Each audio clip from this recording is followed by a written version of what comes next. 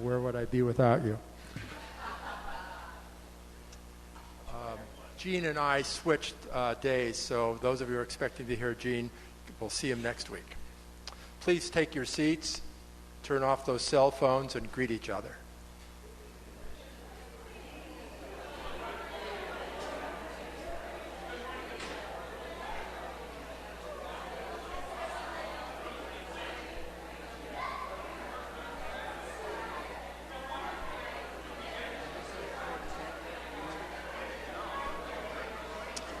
We honor you wherever you are on your spiritual path. And know that there's something wonderful for you here this morning. First, I begin with the thought that we already are one with the Spirit, which can do anything. Personally, I am relieved that I do not have to pray in a certain way or with a maximum intensity to get Spirit's attention. Next, I consider that each of us are sinners within this Spirit, and that the sum total of all our thoughts is either silently attracting good or repelling it from us. Third, I know that we can change our thinking, and to do so cause the law of good to act affirmatively for us. Now our musical director, Bodhi, will lead us in a chant, followed by the spiritual mind treatment offered by our own voice of spirit, Janet Ryan. Take you deeply into your own center. Good morning. This is a chant that I wrote. Some of you may know it, and we'll sing it around a couple times and you'll pick up on it. It's called I Am Listening. I am listening to my inner voice. I am listening to the voice of love. I am listening to my inner voice. I am listening to the voice of love. The second part goes like this. Feeling my heartbeat, I am guided. Feeling my heartbeat, I am whole. Feeling my heartbeat, I am guided. Feeling my heartbeat, I am whole. I am listening. I am listening to my inner voice. I'm listening. I am listening to the voice of love. I am listening to my inner voice. I am listening to the voice of love. Feeling my heartbeat. Feeling my heartbeat. I am guided. Feeling my heartbeat, I am whole. Feeling my heartbeat, I am guided. Feeling my heartbeat, I am whole. I am listening. I am listening to my inner voice. I'm listening. I am listening to the voice of love. I am listening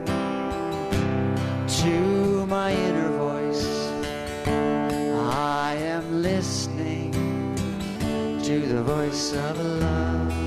Feeling my heartbeat. Feeling my heartbeat. I am guided. Feeling my heartbeat. I am whole. Feeling my heartbeat. I am guided. Feeling my heartbeat. I am whole. I am whole. I am whole.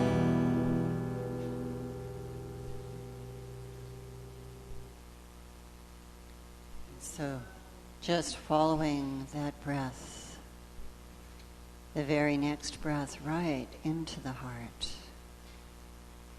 and feeling the heartbeat. Please join me in this opening prayer. Spiritual mind treatment, affirmative declaration of the abiding eternal truth that there is one power, one presence, one infinite source. It is unlimited.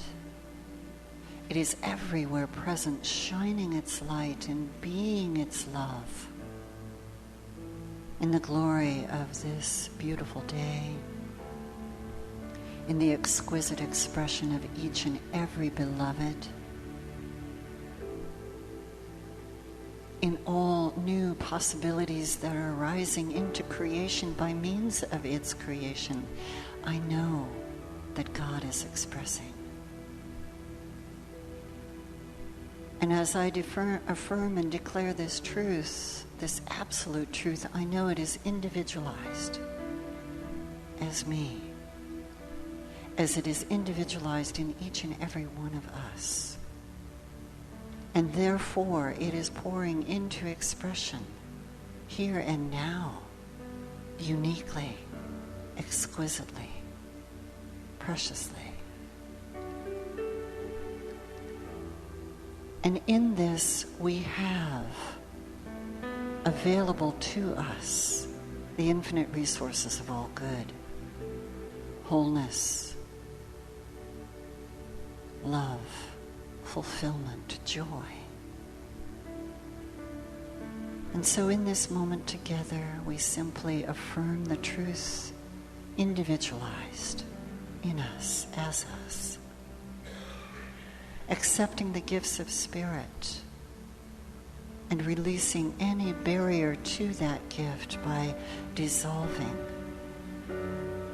any sense of separation. We come into wholeness, we come into love, and receive it as the truth here and now.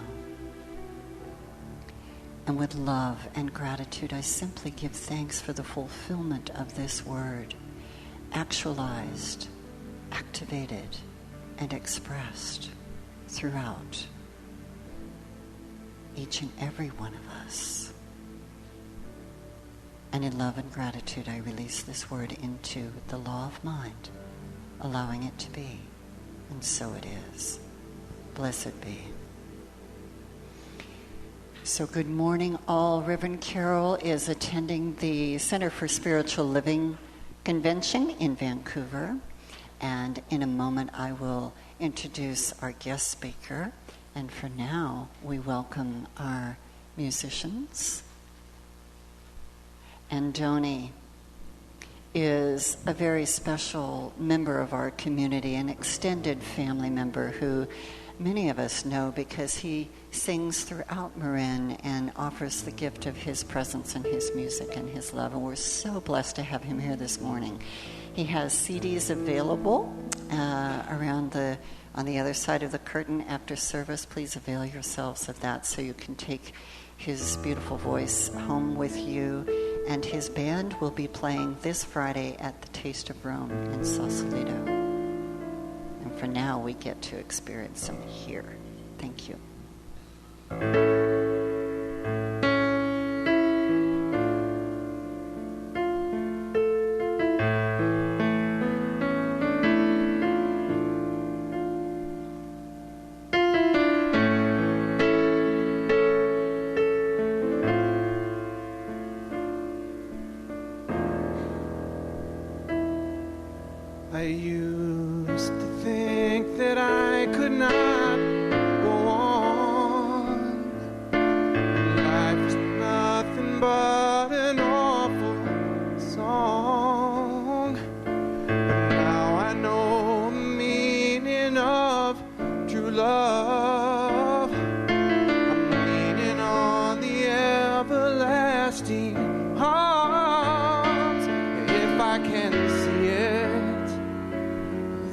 can do it if I just believe it. There's nothing to it, and I believe I can fly, and I believe I can touch the sky. I think about it every night and day. I spread my wings and fly away, and I believe I can soar. I see me running through that open door. I believe I can fly, and I believe I can fly. I believe I can fly.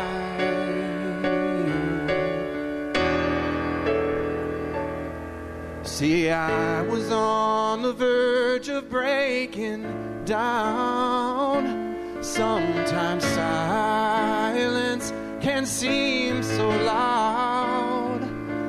There are miracles in life I must achieve. But first I know it starts inside of me. Oh, if I can see it, then I can do it.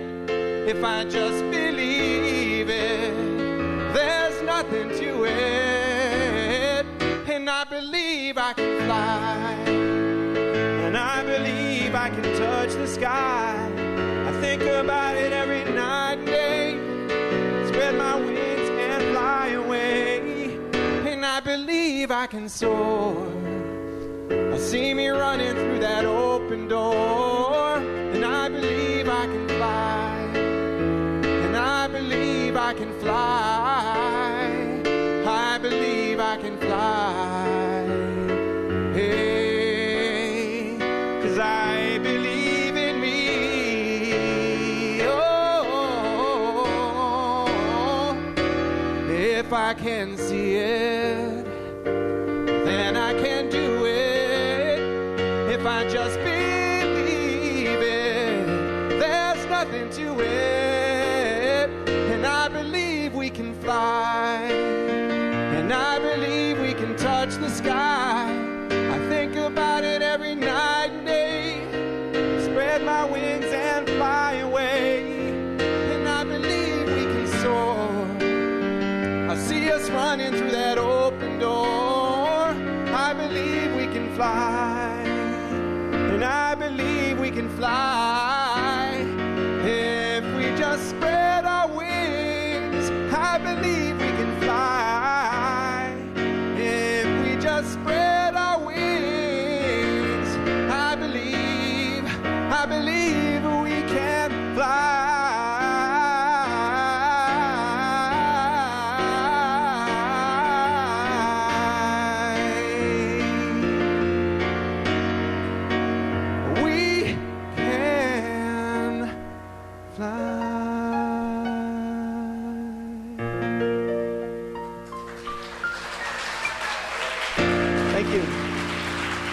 Thank you very much.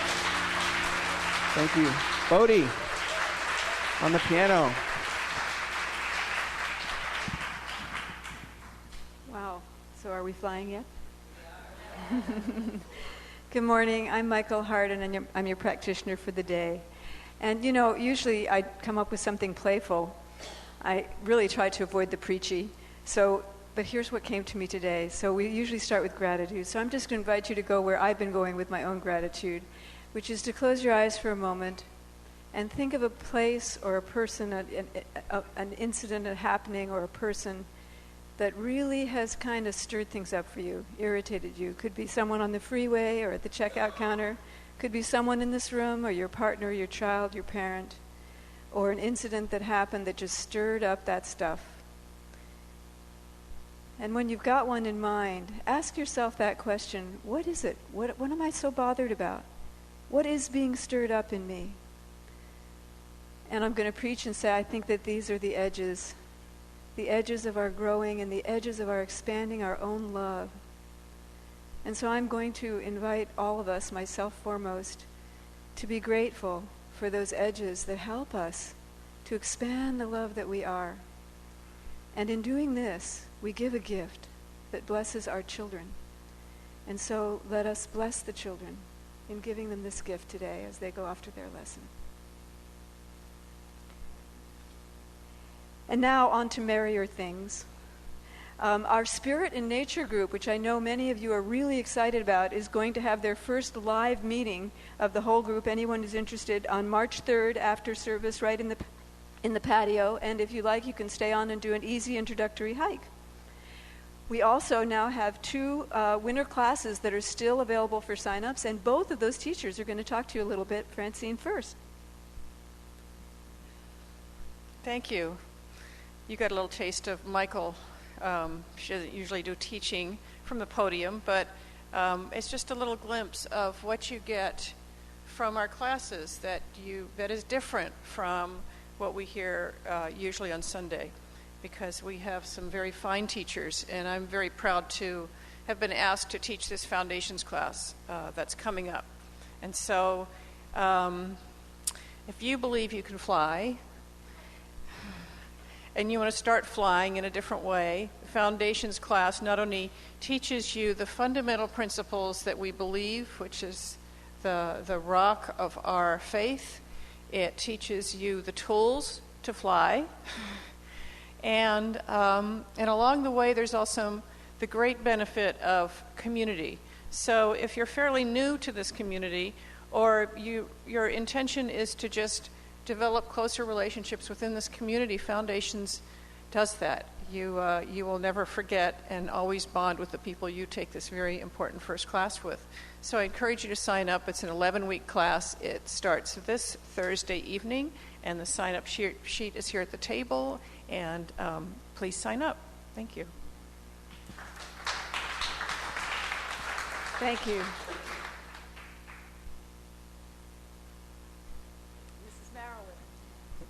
Hi, thank you. Yeah, I'm Marilyn Letzos, and I am facilitating a class called Change. It's a 6-week journey. We start the Monday after next. And I'd like to read you something that one of my class members at a previous class wrote. This is Bodhi. He said, I connected with the changeless one within. This is after he took the class. I did connect with the changeless one within, and strengthened my connection to the source. I learned many tools and was reminded of tools that I already possess, and I started using them on a daily basis. I love doing this class because when we go to ourselves, to that changeless source that is within all of us, we connect with the foundation of our being. And our being, each one of us, is a reflection of the divine. We are expansive beings. But we can only expand through change. How else could we expand? But change sometimes can feel intimidating or exhilarating. Change can happen to us, or change can happen for us. And it's all a matter of using the tools that we already have within. It's all a matter of remembering who we are and why we came. And then we just go forth and do what's already in us. It pulls us because it calls to us.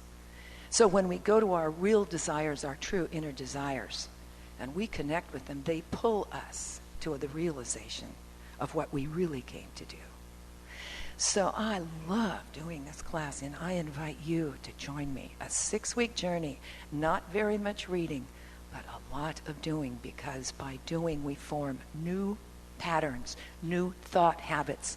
We change our thinking, and we change our lives. Sign up over here. Thank you.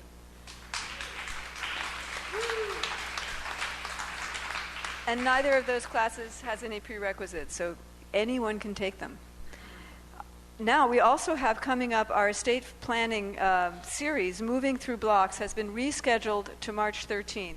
So if you'd like to support in thinking about how you want to leave all of your life's achievements distributed to your loved ones, come to this workshop, which is going to be offered by Reverend Karyl and Barbara Cox, and it's free.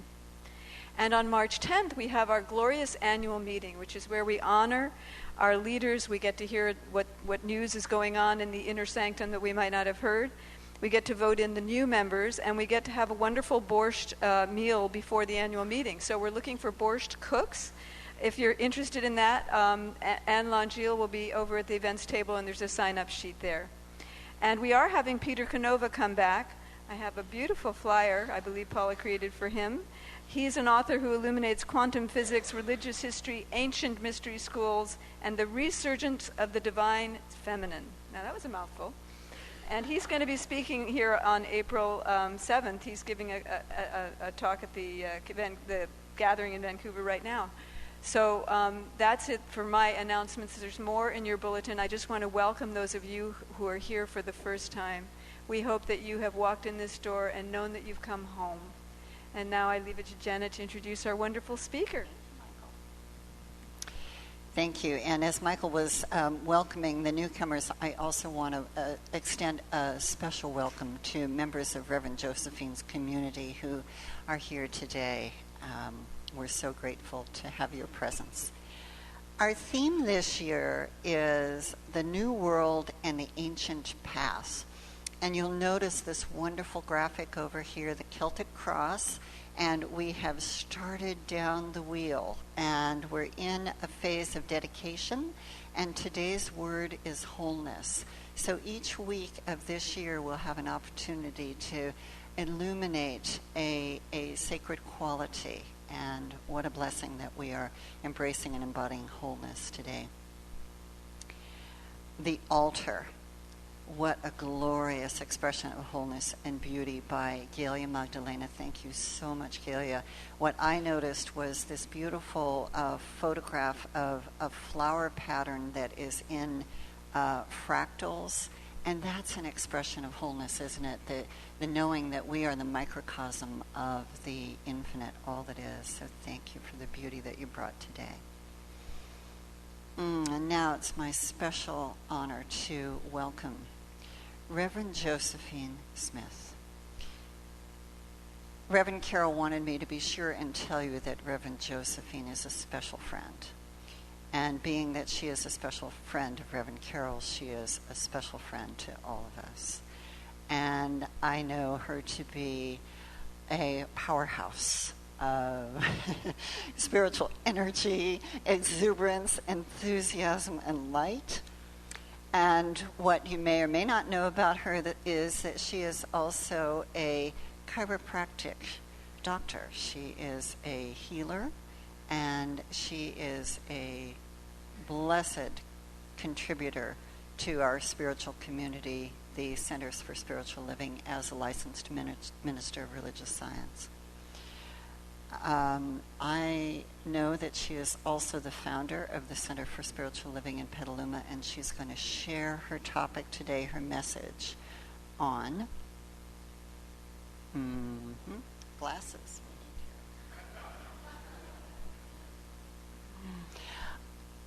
Wholeness. Yes. So please, let's give a warm Golden Gate welcome to Reverend Josephine Smith.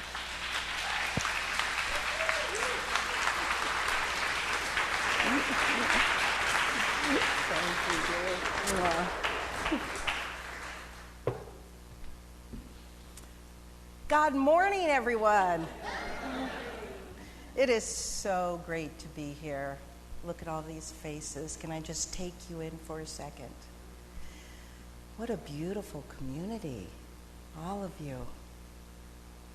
Reverend Karyl said the topic was ancient wisdom and its modern application.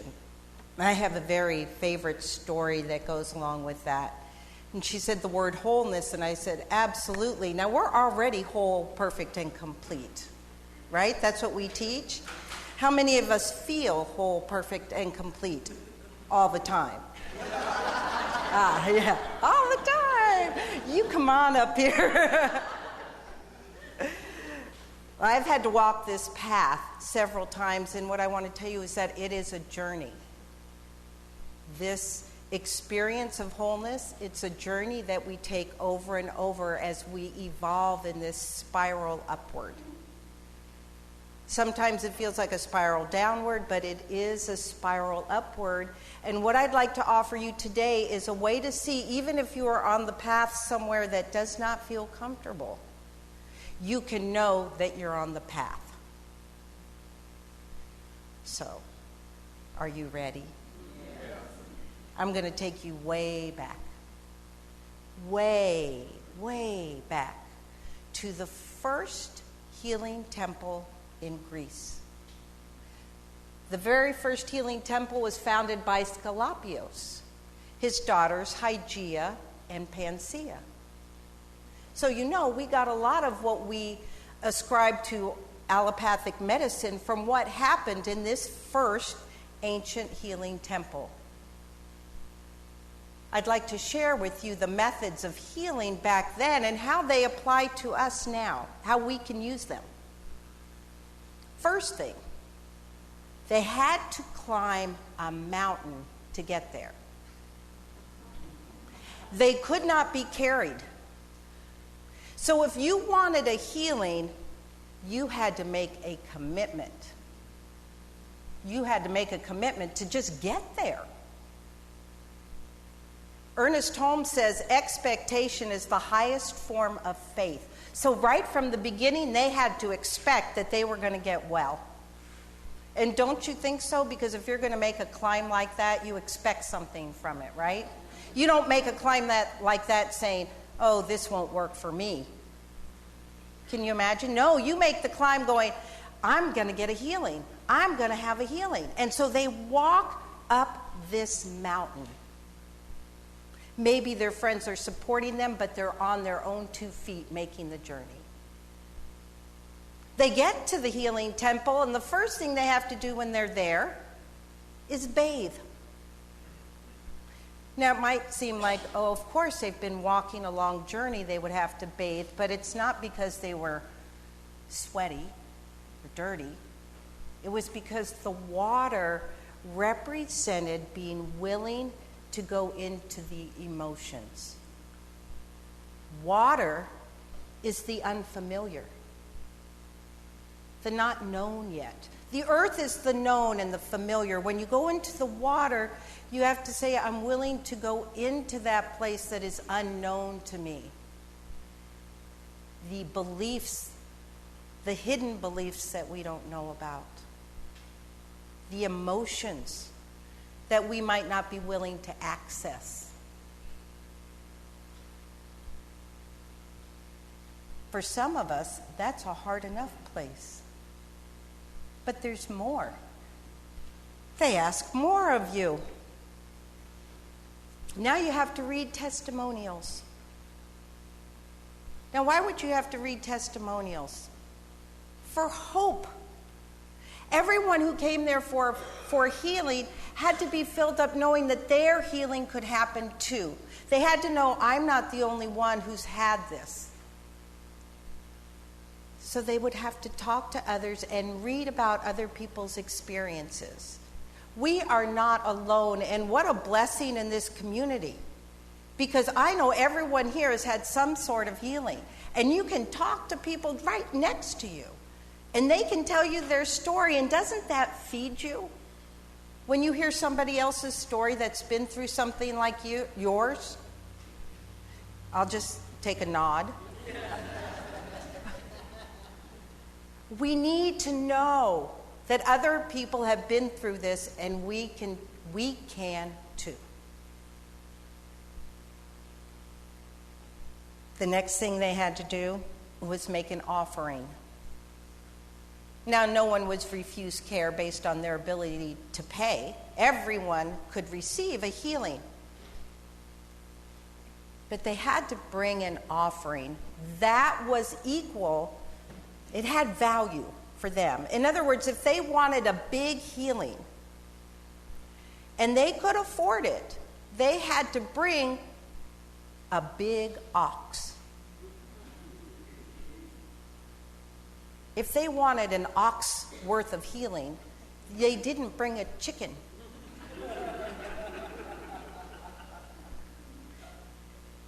You have to bring what you are valuing the most. and what do we value the most? How much would you bring? It's your healing. You want a healing. What are you going to bring that's the most value for you? Money? Thousands of dollars? No, maybe you'll give your firstborn. What's your most valuable thing? I think our opinions are what we value the most.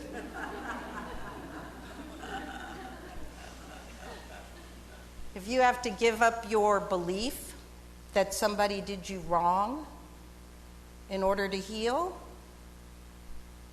ooh, ouch. That can hurt more. So really, the offering that you would bring to the altar would be those beliefs and opinions that have stood in the way of your healing. What are you willing to forgive?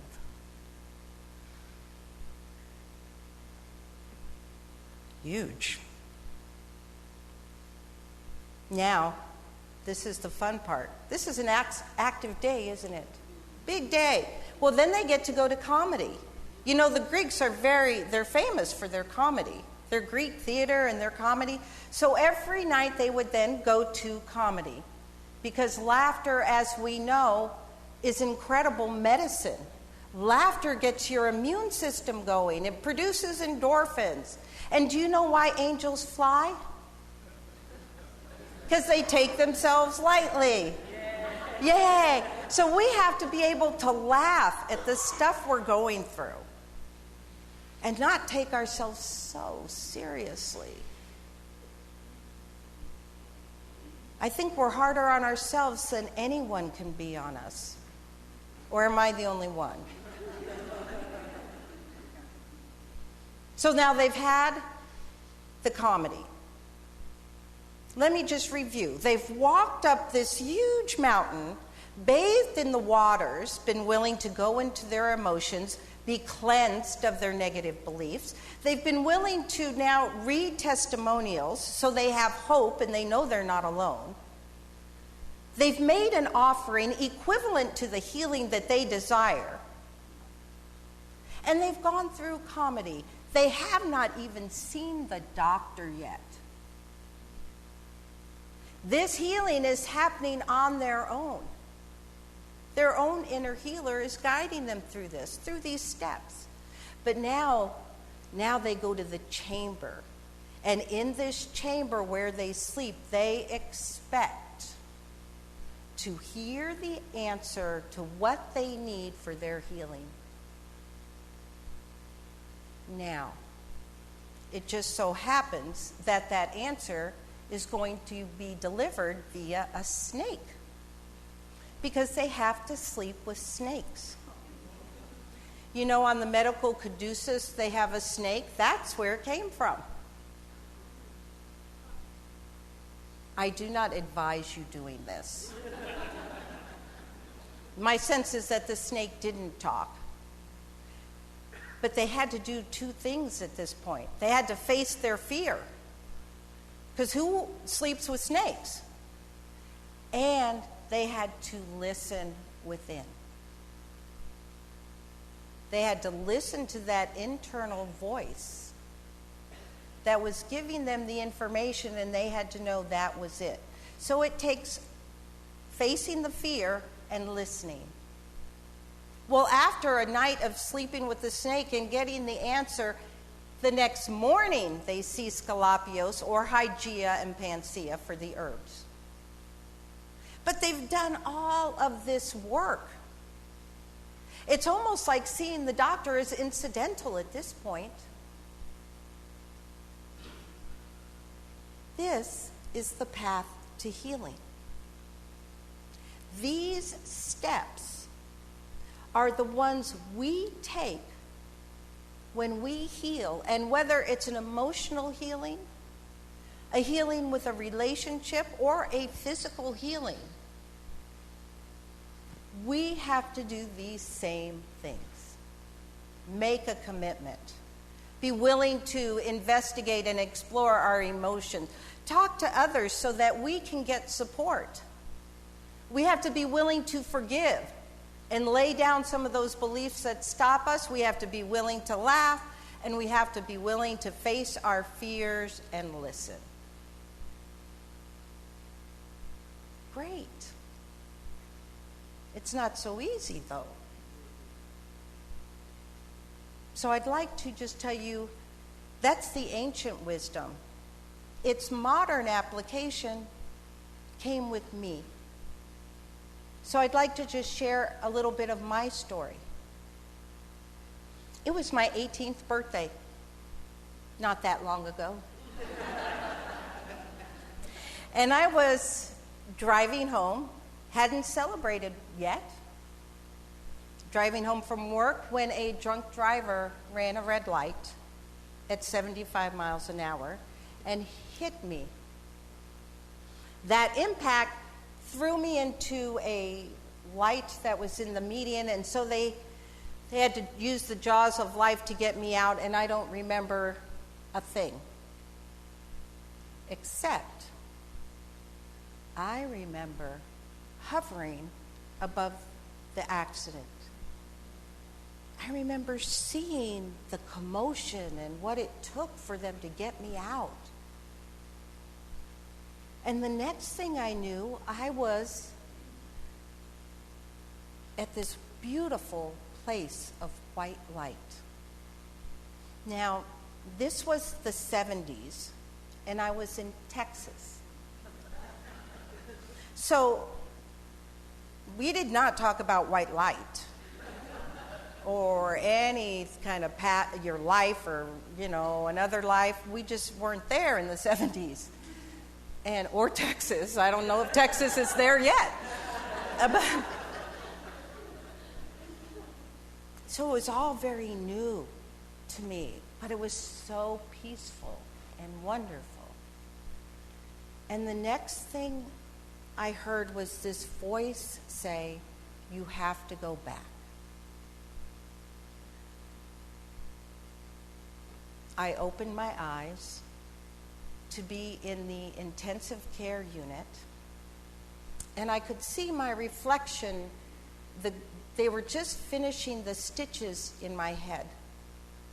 So I could see my reflection in the doctor's glasses.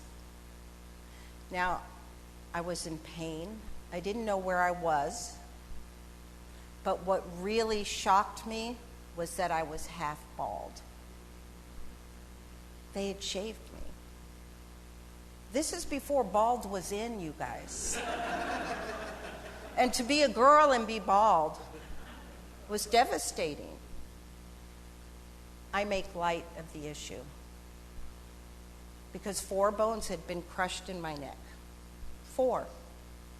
Now, Christopher Reeves broke 1 bone and he was paralyzed.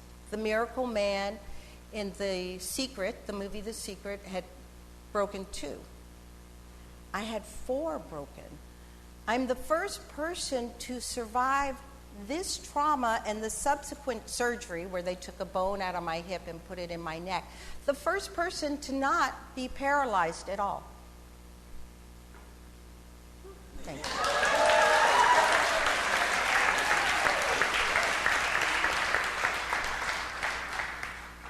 And they said, "Oh, you're so lucky. You're so lucky." I did not feel lucky.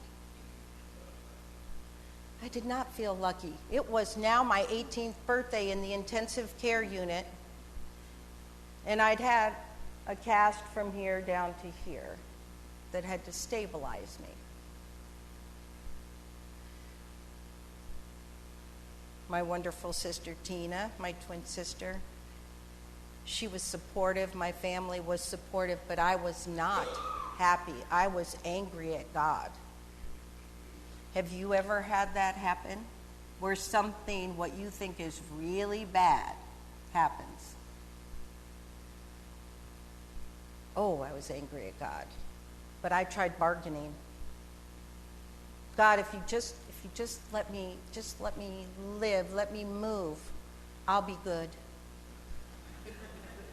I wasn't a really great teenager, so it's a big commitment.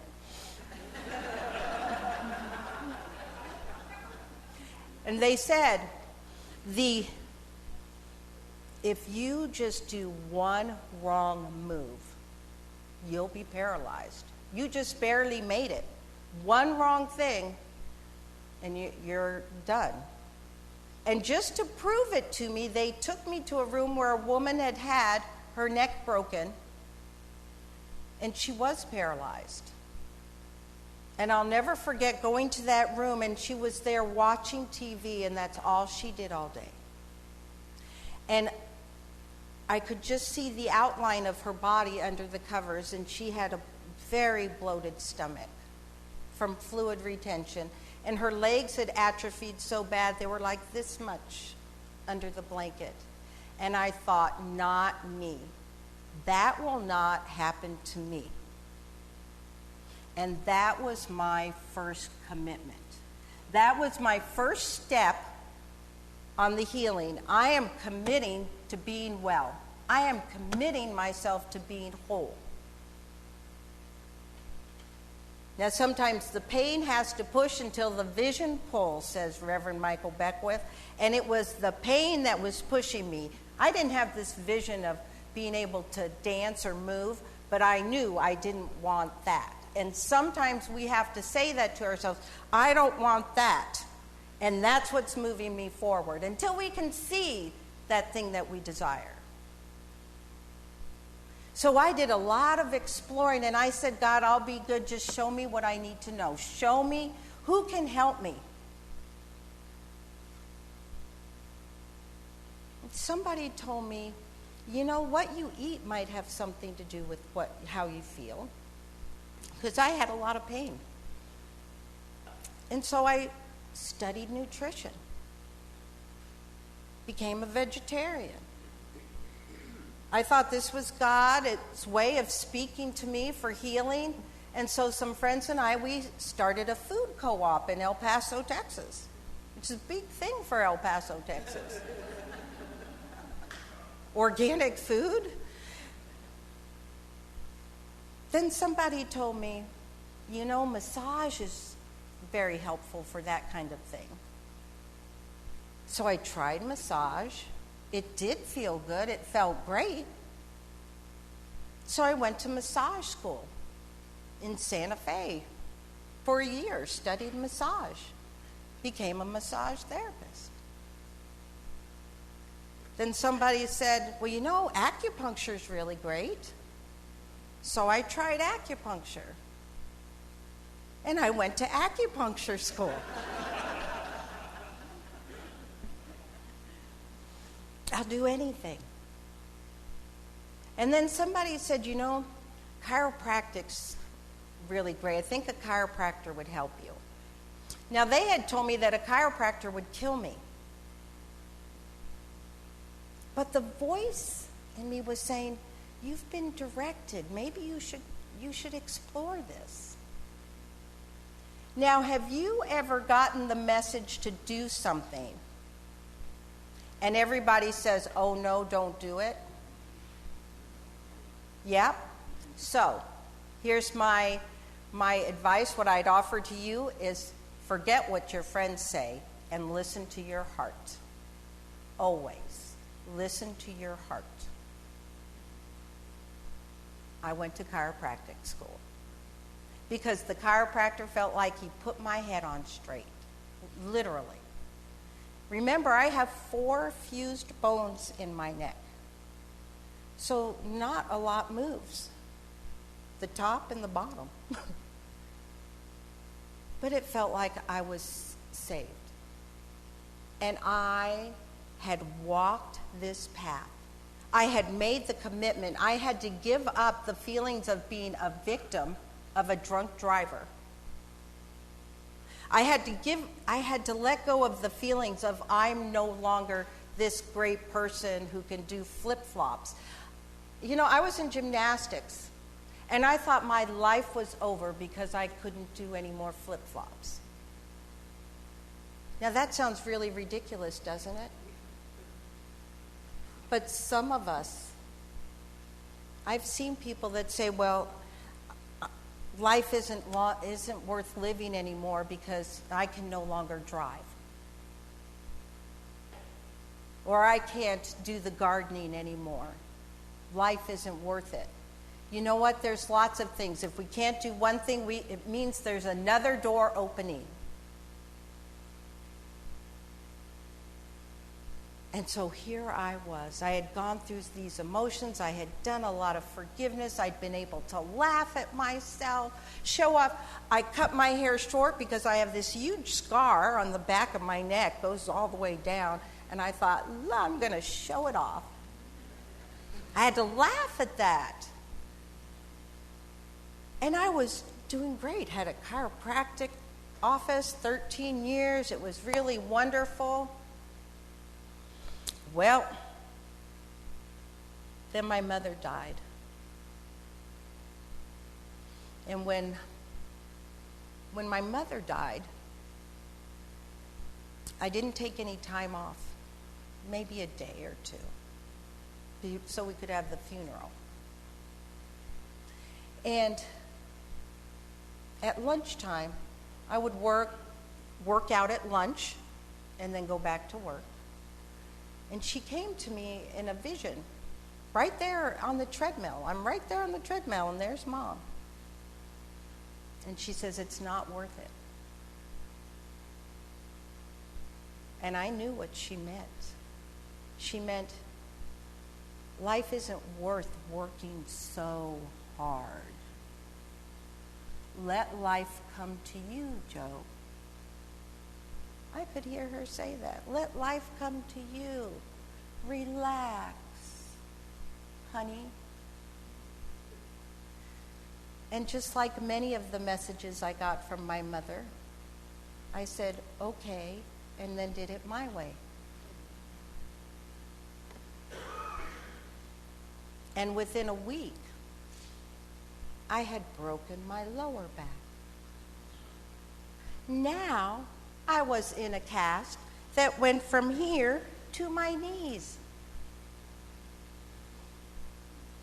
You know, we do some really important things sitting down. And I couldn't sit.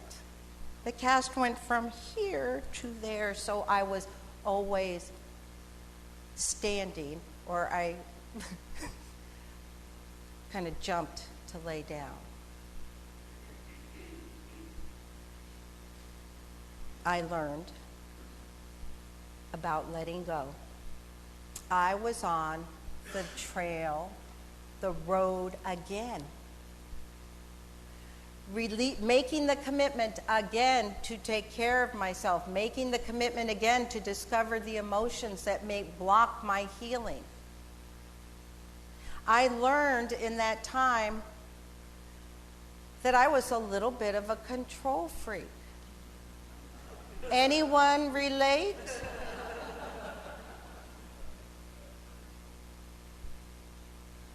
And frankly, I was getting a little tired of learning it the hard way. But I had to go through it again. I had to learn it again. And I did. And I healed. And this was great. And now I'm back. I'm nurturing myself. I'm able to do my work. And then someone rear-ends me again. And this time I lose the use of my right hand. And so, now I'm really upset with God. Of course, it has nothing to do with me. It must be God. God's doing it. And I learned someone told me, because I got very depressed. I was in pain. I couldn't work. But you know what? Even more painful than not using my arm was the emotions I was going through. Have you ever been there to where your emotions are the thing that hurt? Your heart hurts more than your body could ever hurt.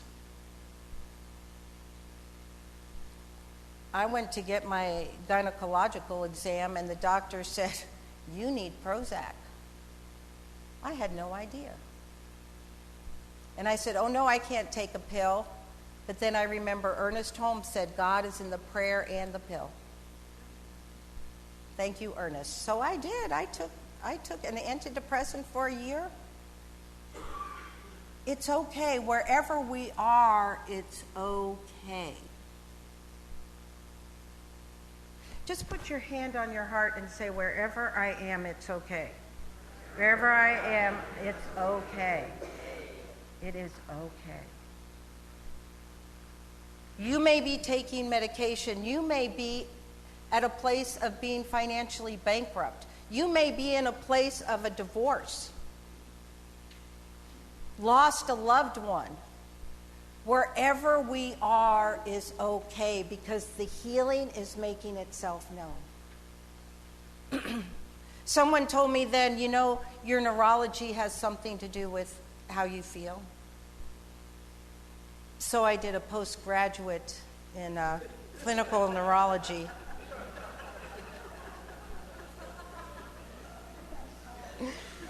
It's embarrassing how heady I can be. But I healed. I healed enough to use my hands. I healed enough to use my body.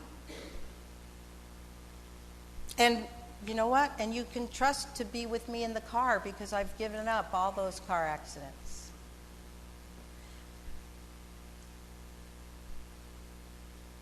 But something was still not right. I knew that healing happened in consciousness. And so I really had to do my consciousness work. I went to the mountains for 2 years and just did consciousness work. I went to the Holmes Institute. Some of my great colleagues are here. Where it came to me, you have to do well-being is grounded in spiritual principle. Well-being is grounded in spiritual principle. Open a clinic, open a church. That's where I was guided to what to do. We had a great place for 5 years. Now, I could tell you, I could give you all the facts and the reasons why Friday, February 15th, was the last day we were at that church and well-being center. But we know everything happens in consciousness, don't we? And I'm here to tell you again that I am on the journey. I've been on this journey so many times I feel like a docent.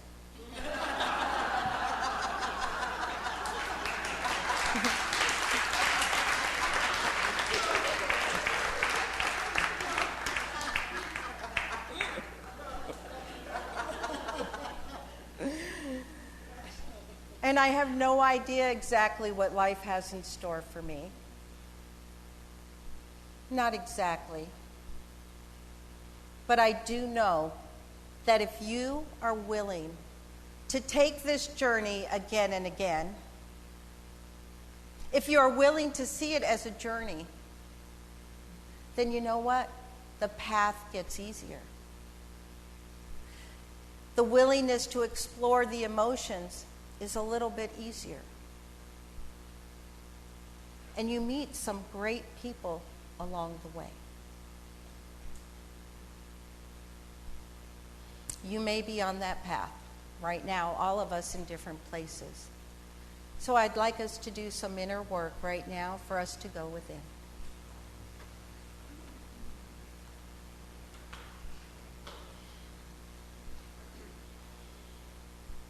And just allow yourself to relax into your seat. Let yourself surrender. Your breath be deep yet effortless.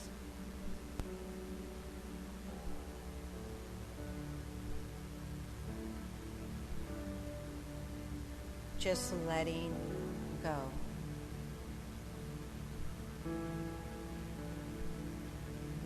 And we take this time to recognize the one power, the one presence, the one divine essence that I call God, that creator throughout creation, that one that is strength and grace and love and joy, those qualities of wholeness, joy, those qualities of God that are infinitely expressing cannot help but be the very qualities right here. They are the truth of me, and they are the truth of each and every one of us. So I invite you to just breathe in those qualities.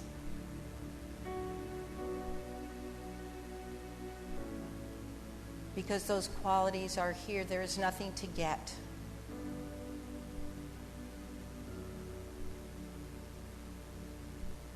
And in this breathing, I accept for each person that no matter where anyone is on their journey,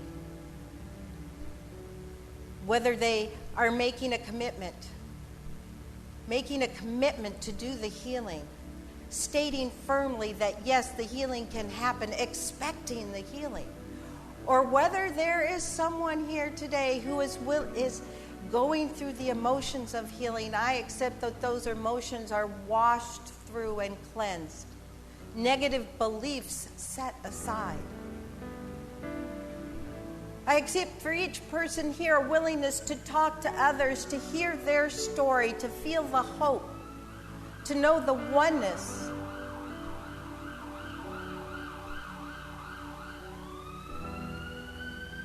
I know that each person here is now open to bringing to the altar that belief that has crippled the healing, willing to let it go and let God take care of it.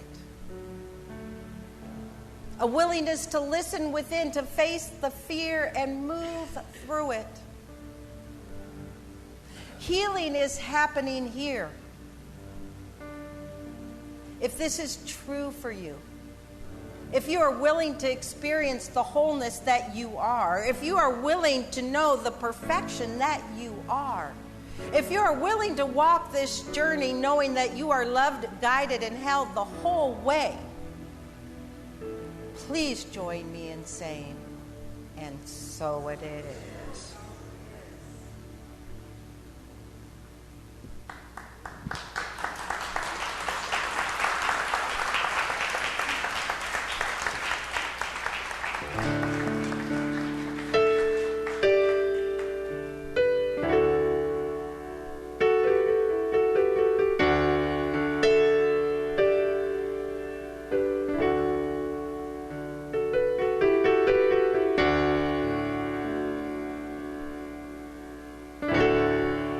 The hand of love,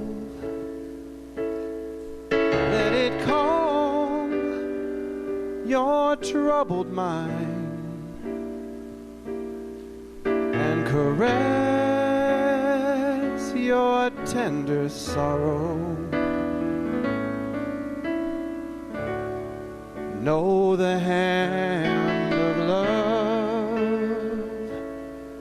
as you walk that weary road,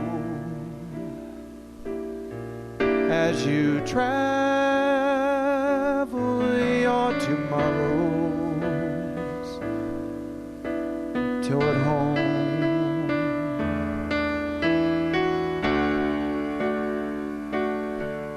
You may have to wander far that bleed and scar you, and those rocky mountains you must climb will try to blind you. Touch the hand of love as you walk that weary road.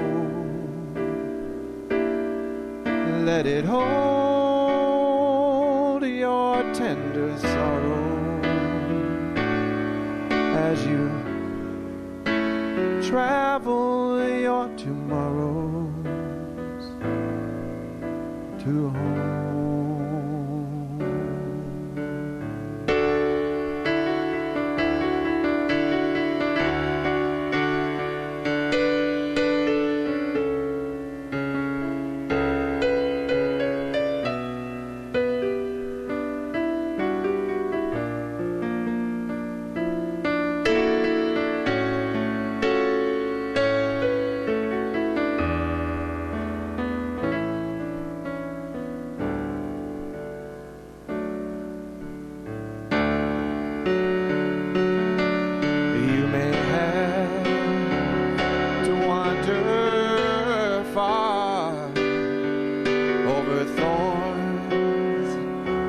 Bleed and scar you, and those rocky mountains you must climb will try to blind you. Touch the hand of love as you walk that weary road. Let it hold your tender sorrow as you travel your tomorrows to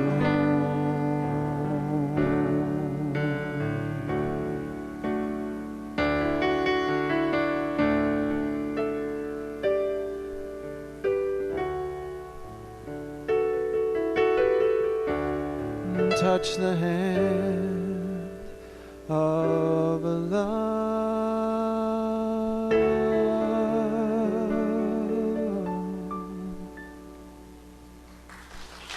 Thank you. Thank you. Bodhi.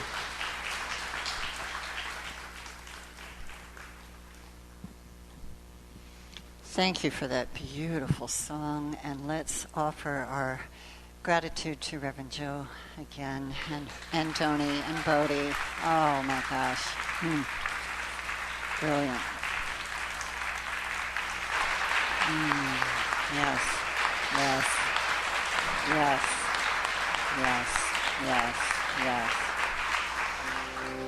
And so now is our opportunity to replicate the divine nature which is always giving of itself. And I'm going to ask Reverend Josephine to come up, and we're going to do the offering together. So as the ushers get into a place to receive the gifts, I just invite each one of us to take that journey within to the home of the heart and feel the love and the connection with this community and all of the ways that we are blessed, that we have been blessed today by the message, the music, the presence of each other. And to know that God is the wholeness of our financial affairs as well. So as we give, so shall we be open to receive. And if you are wanting a big healing, just know that the gift you are giving today is of value for that healing. So no matter what it is, you're bringing the ox. You're giving the ox. No chickens here today, right? All right, so let's give and receive. Giving from a place of joy. Can I do a prayer? No. Oh, you're going to receive that. Okay. Are you ready to sing a little chant? Forgiveness is a way to freedom. Forgiveness. Forgiveness is a way to freedom. Forgiveness. Forgiveness is a way to freedom. Forgiveness. Forgiveness is a way to freedom, forgiveness. Let go, begin the healing, let go. It's a natural feeling, let go. Live the life of freedom you deserve. Let go, begin the healing, let go. It's a natural feeling, let go. Live the life of freedom you deserve. Forgiveness is a way to freedom, forgiveness. Forgiveness is a way to freedom, forgiveness. Yeah, I like it. Forgiveness is a way to freedom, forgiveness. Forgiveness is a way to freedom, forgiveness. Let go, let go. Begin the healing, let go. It's a natural feeling, let go. Live the life of freedom you deserve. Let go, begin the healing, let go. It's a natural feeling, let go. Live the life of freedom you deserve. Forgiveness is a way to freedom, forgiveness. Forgiveness is a way to freedom, forgiveness. Forgiveness is a way to freedom, forgiveness. Forgiveness is a way to freedom, forgiveness.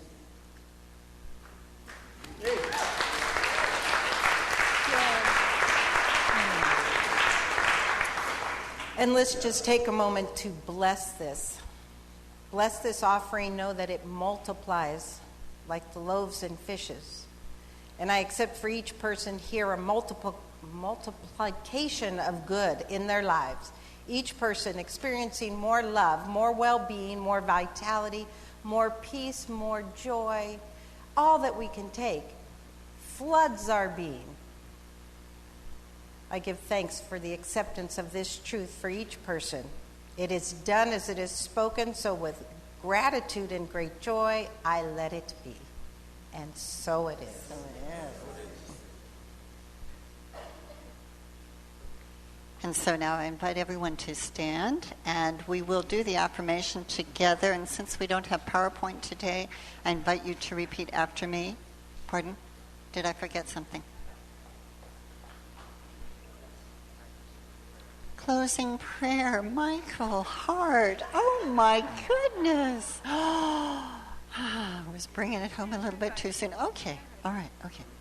And the practitioners are up, and there are more of us on other duties as well today, but there will be practitioners at the table, and will the rest of the practitioners surround the room with their loving consciousness. And those of us who will be at the table are here to sit with you and resolve anything that remains and celebrate anything that remains. And so I invite you now to move into spiritual mind treatment with me. Oh, and so releasing all that has come before this moment and all the good yet to come. I bring my attention to that knowing that there is one life. There is one source. There is one livingness, one beingness. And its nature is order. Its nature is love. Its nature is to give of itself, and in every movement of it, something becomes. Something is born, something changes. The endless kaleidoscope creating ever new pictures, ever more beauty, ever more possibility in that infinite field. And I am one picture, one movement, one expression of that infinite good. And as I know this for myself, so I know it for each one here and within the sound of my voice, there is one life, one knowing. And that knowing knows nothing but good, nothing but love, and anything else is simply story, ghost story, a making up in our own minds. And so I call forth for each one here an opening in mind that releases those stories, those scary stories. and make space for a greater knowing of that endless power, of that infinite tickling joy, of that bountiful giving love, so that each one might experience more of this in their lives, so that each one might be a place of that flow of good to good to good as the kaleidoscope tumbles and the new and infinite field of possibilities is created. Knowing only good, allowing only that option, whatever choice is made. And I celebrate this. I give thanks for that in each heart willing to be willing. And I release this, my word, to that law of mind that always and forever responds to the willingness for the greater expression of itself, of that great good. And so it is. Amen. So it is. Thank you. So, repeating the affirmation, my natural divine state is wholeness. In mind, body, and spirit. As I do all that I know to do, to serve and bless my mind and body, the infinite maker of me lifts and loves my spirit and ensures my total well-being. I soar in the journey of wholeness. And now join us in the closing song.